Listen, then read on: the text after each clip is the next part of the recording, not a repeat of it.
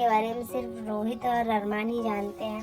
और जो मनीष जी होते हैं वो बेबी को देने ही जाते हैं अरमान चाचू को उसके, और रोहित उसके लिए गिफ्ट लेके आता है, पर वो बोलता है कि इस गिफ्ट से काम नहीं हो चलेगा। जो अबीरा होती है वो बोलती है इस गिफ्ट से काम नहीं चलेगा रोहित, तुम्हें इसे बहुत सारा प्यार भी देना पड़ेगा और बहुत सारा इसके साथ लाड करना पड़ेगा। तो बोलता है हाँ भाभी ज़रूर। और फिर वो जैसे ही लेने के लिए जाता है तभी वो वॉशरूम कर देता है उसके इस कपड़े पे। तो बोलता है कि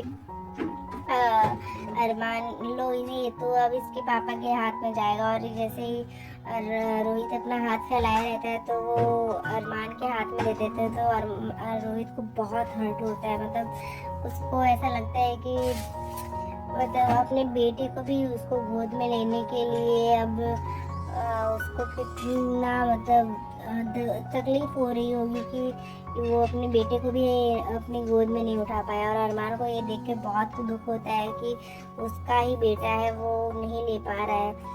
फिर उसको बहुत अंदर तकलीफ होती है और तभी वो रूही के पास लेके जाता है उसके बेबी को। और वो बोलता है कि तुम्हारा ही बेबी है रूही, मुझे नहीं समझ में आ रहा हम दोनों के बीच कैसे भी रिलेशंस हो।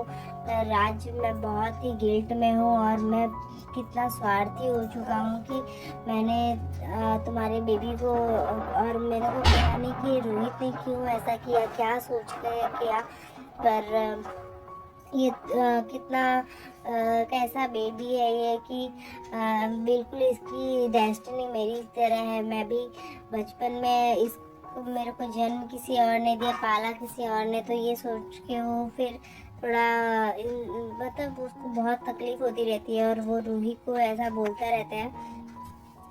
तभी रूही वहाँ पे लेटी ही रहती है, तभी वहाँ पे वो बोलता है कि ये बात पता नहीं कैसे, ये तो तुम्हारा ही बेबी है। तो तभी स्वर्णा जो होती है वो फ़ोन पे किसी से बात करती बोलती है कि क्या, मतलब शॉकिंग रिएक्शन देती है। तो अरमान को लगता है कि उन्होंने मेरी बात सुन ली, पर वो किसी से फ़ोन पे बात करती रहती है। और उसके बाद फिर वो चली जाती है वहाँ से। तो वो कुछ